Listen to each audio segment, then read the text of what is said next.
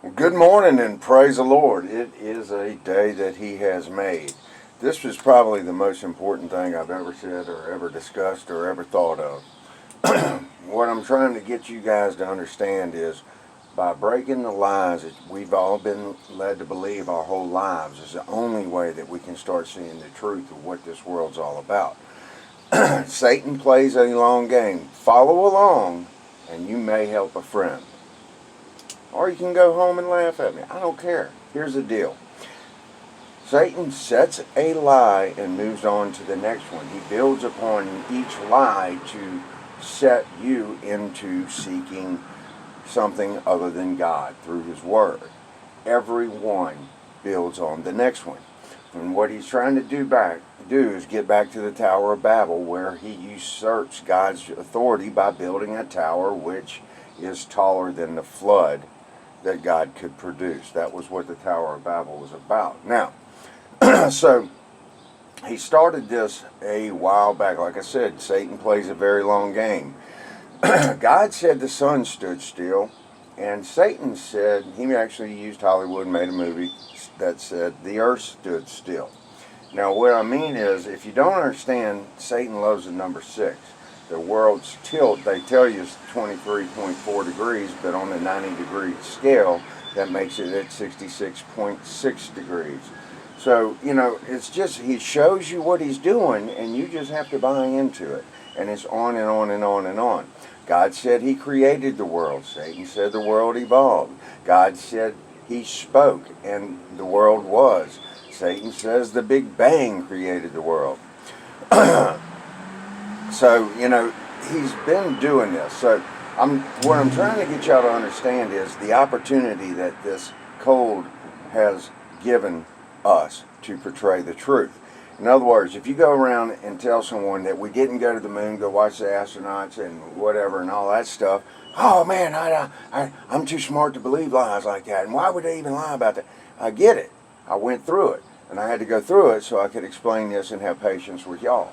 Get it? So, now, 9/11. They actually said that the foundations were harmed on Building 7, but you saw it crumble down from the rooftop. And even though people see that, they just can't wrap their heads around our country actually doing that.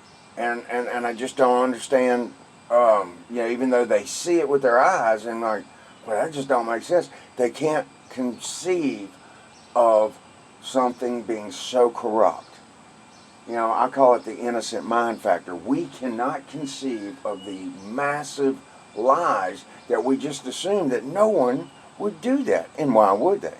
Once again, it's to take our eyes off of God. So, Satan thinks he's funny. He shut the world down by changing the name of a cold. Now, what God did was he gave us the opportunity to try to go and wake our friends up by using this. They may want to hold on and still trust the government and still trust the doctors and still trust what they're being told. You can go show them the Georgia Guidestones where it says that we want to have the world population at 500 million, and that means kill 15 of 16 people. But when you try to show that to them, they just, oh, what does that mean? What that means is they don't care if you live or die. What that means is the world does not care about 200 or 300,000 people that have died from this cold. But they've used it to shut down the world, even though in reality they don't care. So how do you destroy 7.5 billion people and leave 500 million? Well, you don't go to war because you want to leave your infrastructure, because I promise you these dudes are way too lazy to go rebuild things on their own. Plus they're whoever's left. Guys, understand what I'm trying to tell you.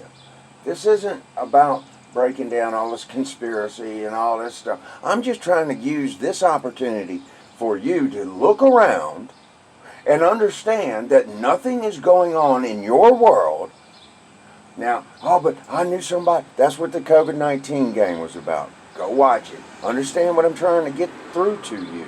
These lies are so set that this one is your opportunity to go wake up a friend. If you don't want to go tell somebody about this to get their eyes off of men and back on God, use my video. Make fun of it. I don't care. Make fun of me. I don't care. As long as somebody plants a seed to say, well, maybe I'm being lied to. Maybe there's something behind this that I just don't understand. Who are they? I don't know. We're never going to meet them. You know, the point is, it is so obvious, and if you don't use this opportunity to wake up a friend or two, you have not done the Great Commission. Go and tell the world.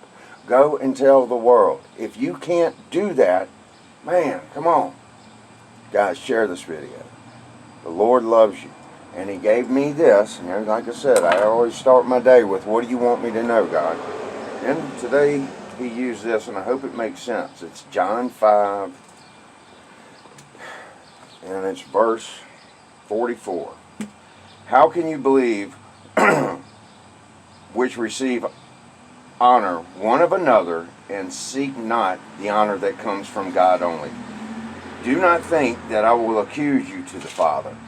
There is one who accuses you, even Moses, in whom you trust. Now he's talking to the Jews and telling them, you believe Moses, but you won't believe me, even though I've been sent by God. I'm not saying that I have. I'm just telling you what He gave me this morning.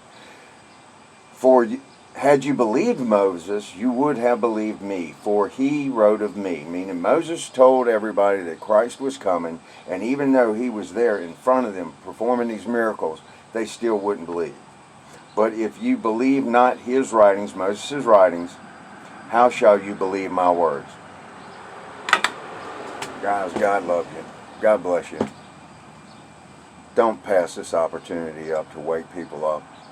Anyone with any kind of clear thinking, with any kind of common sense, can see that they shut the world down by changing the name of the cold. God bless y'all. Bye-bye.